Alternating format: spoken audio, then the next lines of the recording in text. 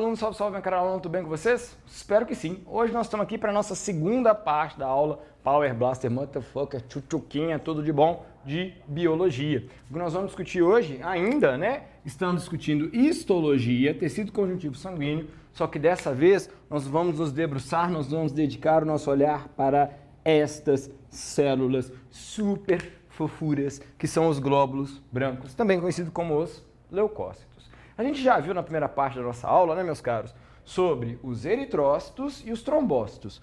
Reparem que aqui eu vou distinguir os vários tipos de leucócitos diferentes. E ainda tem mais que eu vou apresentar depois para vocês. Por que disso? Porque, gente, nós estamos começando a dar um embasamento para o que a gente vai depois pensar como sendo nosso sistema imunológico, nossas defesas do nosso organismo. E vai por mim. Se tem um processo muito complexo no nosso organismo, são justamente as nossas defesas, o nosso sistema de defesa que nos previne de uma série de infecções. Vamos lá então, vamos entender quais são as funções de cada uma dessas células para a gente entender como é que eles funcionam. A primeira célula, o primeiro glóbulo branco que eu vou apresentar para vocês, o mais comum de todos, são os neutrófilos. O que eu quero dizer na hora que eu coloco para vocês que eles são os mais comuns? Eu quero dizer que eles são os mais abundantes. São os glóbulos brancos que a gente encontra em maior quantidade presente no nosso sangue. Eles são tidos, turma, como se fosse a linha de frente da nossa defesa. Então geralmente são as primeiras células que chegam no eventual caso de invasão. As pequenas infecções, as pequenas invasões, são sempre os neutrófilos que estão atuando. Eles são bravos guerreiros, eles são grandes lutadores, né? Tanto é que é muito comum, quando eles entram em ação, eles vão entrar em ação de que forma? Fagocitando as células invasoras. Nesse processo, muitas vezes os neutrófilos eles acabam por morrer. Por que eu estou chamando a atenção disso? Porque quando a gente tem a presença de pus em um determinado local, a presença de pus é indicativo de que houve uma infecção e de que os neutrófilos estão atuando. O pus nada mais é do que as células mortas, que se perderam depois de lutarem para defender o nosso organismo. São os neutrófilos que estão fazendo isso pela gente.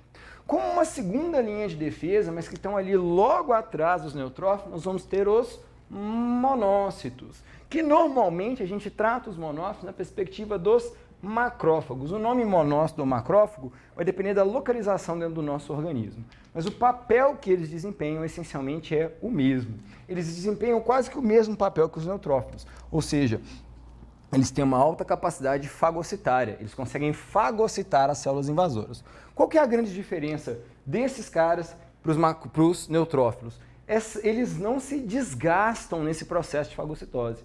Eles conseguem fazer fagocitose várias vezes, permitindo assim um mecanismo de ação mais efetivo no combate às células invasoras. Eles podem, inclusive, armazenar pedaços das células invasoras para depois usar essas informações para estimular o nosso sistema de defesa a produzir defesas mais específicas para o nosso organismo. Também serão os macrófagos, os monócitos, que serão responsáveis muitas vezes por um dos processos naturais do nosso organismo de defesa, talvez um dos processos mais perigosos de defesa do nosso organismo. Que processo que é esse que eu estou fazendo referência? Estou falando da febre. A febre, meus caros, é um processo resultante da ação dessas células aqui. Quando eles percebem a presença de um agente infeccioso, eles liberam substâncias da nossa corrente sanguínea que vão atuar no nosso sistema nervoso. As substâncias são chamadas de pirogênicos. São substâncias que estimulam o aumento da temperatura. Qual que é a estratégia de se aumentar a temperatura? Aumentar o metabolismo dessas células, tornar essas células melhormente ativas, mais ativas, para que elas consigam combater esse processo infeccioso de uma forma mais eficiente. Está aí um dos possíveis papéis que a gente pode pensar para essa célula aqui. Além delas, nós temos também os eosinófilos. Uma característica muito marcante para os eosinófilos é o fato deles atuarem no combate dos vermes. O que eu quero dizer com isso? Está resolvendo um exercício, está se deparando com uma questão onde a gente está apresentando para vocês um hemograma, que é um exame que contam as células que estão presentes no sangue. Se você nota uma alteração no número de eosinófilos, um dos fortes indicativos desse número alterado de eosinófilos é provavelmente a presença de vermes parasitas. nós estamos infectados com verme. Então é um dos primeiros diagnósticos que a gente pensa quando a gente vê uma alteração nos eosinófilos. Eles são glóbulos brancos especializados no combate dos vermes. Ainda na perspectiva dos glóbulos brancos, nós também teremos os basófilos, que são células que podem atuar no processo de alergia, né? Junto com os mastócitos também. Né? Os basófilos e os mastófilos são células que estão muito parecidas em termos de capacidade, de função. O que eu quero dizer na hora que eles atuam no processo de alergia? É porque na composição dessas células a gente vai encontrar a propriedade deles liberarem duas substâncias. Quais são essas substâncias? A heparina e a histamina. Vamos entender o papel dessas duas substâncias para a gente entender o que eles são capazes de fazer. A heparina é uma substância anticoagulante. Qual que é a estratégia de eu liberar substâncias anticoagulantes no local de uma infecção? É garantir que naquele lugar as células tenham livre trânsito. Se vocês voltarem lá na nossa primeira aula, na aula parte 1, quando a gente começa a formar o processo de coágulo, a fibrina, ela captura as células impedindo o trânsito de células. Aqui eu estou tentando combater uma infecção, então eu quero que as células cheguem o melhor possível no local onde a infecção está ocorrendo. Além disso, nós teremos a histamina, que é uma substância vasodilatadora. Né? Por que vasodilatação? A mesma estratégia da heparina. Eu quero fazer com que as células, que os glóbulos brancos, cheguem ao local que eu preciso que elas cheguem. Porque elas, ao chegarem no local onde eu preciso que elas cheguem, eu consigo combater dessa forma a minha infecção. Aí só para a gente colocar um pouquinho em perspectiva, é justamente a liberação de histamina que muitas vezes causa, por exemplo, aquela sensação de entupimento que a gente tem quando a gente, por exemplo, está num processo alérgico, né? Muitas vezes a gente começa a sentir aquele nariz meio entupido, a gente às vezes tem dificuldade de respirar devido à presença de histamina, que está desencadeando esse processo alérgico naquele local e aí está dificultando a passagem do ar, né? Porque dá essa sensação de entupimento mesmo, como se a gente não conseguisse fazer com que o ar passasse. Forma-se um edema, é isso, aquela inflamação característica é muitas vezes ligada a essa histamina. Demorou? O que está faltando aqui agora eu explicar para vocês é o último tipo de glóbulo branco, esse que vai estar intimamente ligado às defesas do nosso organismo, que são os linfócitos. Segura a onda aí, vou fazer minha mágica, trocar o nosso quadro para a gente poder discutir esse último tipo de glóbulo branco, beleza? Só um minutinho, já estou de volta. Muito bem, meus caros, para fechar então aqui agora, nós vamos discutir o último tipo, mas é o mais importante de todos, que são os leucócitos, de um tipo muito especial, que são os linfócitos. Gente, linfócito ele é muito importante. Linfócito é tchutchuquinho, linfócito é tudo de bom. Por que o linfócito é tudo de bom? Principalmente por causa desse camaradinho aqui, ó. Os anticorpos. As imunoglobulinas, essas proteínas especiais que garantem a eficiência do nosso sistema imunológico. É justamente os anticorpos que protegem o nosso organismo de uma diversidade de doenças.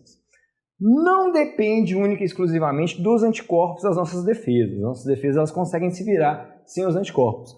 Mas a presença dessas proteínas, gente, das imunoglobulinas, dos anticorpos, facilitam e muito a nossa vida. Dependendo da época que você estiver assistindo essa nossa aula aqui, meu caro aluno, minha cara aluna, você sabe muito bem da necessidade disso aqui, pensando até mesmo numa vacina, pensando, por exemplo, na vacina do Covid. Está muito ligado à presença dessa substância no nosso organismo. Então, quem vai ser responsável pela produção dessas proteínas são os linfócitos. Reparem que eu estou colocando aqui que existem vários tipos diferentes de linfócitos. Na nossa aula, eu estou citando 2, mas existem outros tipos também. Por que eu estou citando só esses 2? Porque eles têm uma linha de atuação mais direta quando a gente pensar no sistema imunológico. Numa próxima aula nossa, quando a gente for discutir o sistema imune, nós vamos voltar nesses 2 nominhos aqui para a gente entender eles. Então, o primeiro de todas, nós vamos ter o linfócito B. O linfócito B, uma das principais funções que a gente pode atribuir a essa célula é justamente ter a capacidade de produzir anticorpos. Ah, professor, então o linfócito B é o mais importante de todos? Nananina não. Por que nananina não? Porque o linfócito B, apesar de ele ser muito bom em produzir anticorpo, ele sem o estímulo certo, ele não desempenha esse papel, ele não faz muito bem essa função dele. E quem é que vai ser responsável por esse estímulo? O nosso grande companheiro aqui, direto ligado a ele, os linfócitos T. Também tenho diferentes tipos de linfócito T, também tem diferentes tipos de linfócito B também, mas eu tenho diferentes tipos de linfócito T, mas uma das principais funções é justamente auxiliar os linfócitos B, estimular os linfócitos B a produzir os anticorpos. Esses caras são os verdadeiros generais do nosso sistema imunológico, justamente porque eles conseguem coordenar a nossa resposta imunológica específica, que vai estar associada principalmente à presença desses anticorpos. Então eles atuam a estimular o linfócito dessa forma. Além disso, os próprios linfócitos T têm como outras funções inativar o sistema imune, porque se o nosso sistema imunológico ficar forte demais, ficar atuante demais, também é muito problemático, porque ele pode gerar, por exemplo, o desenvolvimento que a gente chama de doenças autoimunes. Mas isso tudo a gente vai discutir numa outra aula nossa, quando a gente for falar sobre o sistema imunológico. Veja bem, então, meus caros, nessa nossa aula de hoje, na segunda parte, falando sobre o tecido conjuntivo sanguíneo, nós discutimos os leucócitos, os glóbulos brancos. Vimos os diferentes tipos de glóbulos brancos, cada um com suas respectivas funções. A grande mensagem que a gente tem que ter a partir dessa aula é entender que, de acordo com cada situação, nós vamos ter a participação de diferentes tipos de glóbulos brancos. Vimos os neutrófilos, que são a linha de frente, os macrófagos, que têm grande capacidade fagocitária, os eosinófilos, que atuam nas verminoses, os basófilos, que atuam no processo alérgico, e os linfócitos, que são diretamente ligados à presença dos anticorpos. Beleza? No mais, fiquem bem, tudo de bom para vocês e até a nossa próxima aula. Falou!